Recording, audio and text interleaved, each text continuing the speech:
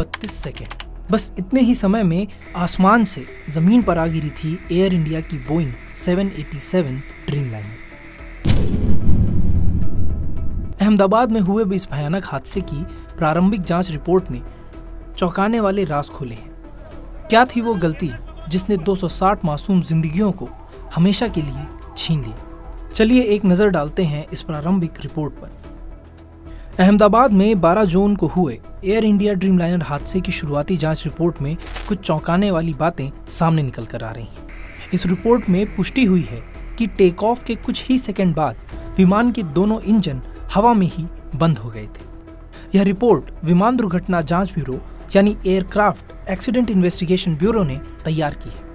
Report में कहा गया है कि बोइंग ड्रीमलाइनर 787 विमान में ईंधन आपूर्ति को नियंत्रित करने वाले फ्यूल कट ऑफ स्विच एक के बाद एक चंद सेकंड के अंदर रन से कट ऑफ की स्थिति में चले गए।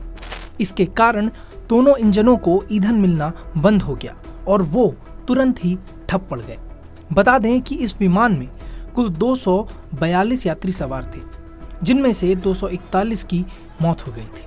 विमान अहमदाबाद एयरपोर्ट के पास बीजे मेडिकल कॉलेज हॉस्टल की इमारत से टकराया था, जिसके चलते हॉस्टल के छात्रों की भी मौके पर मौत हो गई थी, जबकि कई घायल भी हुए थे। कुल मिलाकर हादसे में 260 लोगों की जानें चली गई थी। रिपोर्ट के बाद एयर इंडिया का भी बयान सामने आया था। पहले जानते हैं कि इस रिपोर्ट में क्या कुछ सामने निकला है।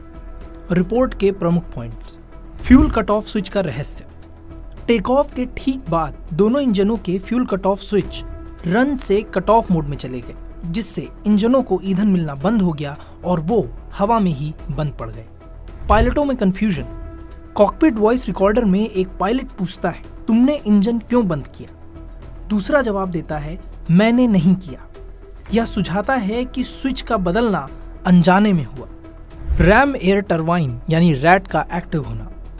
विमान की बिजली और इंजन की शक्ति खत्म होने पर रैट सक्रिय हो गया था, जो हादसे की गंभीरता को दर्शाता है। इंजन रिकवरी की कोशिश।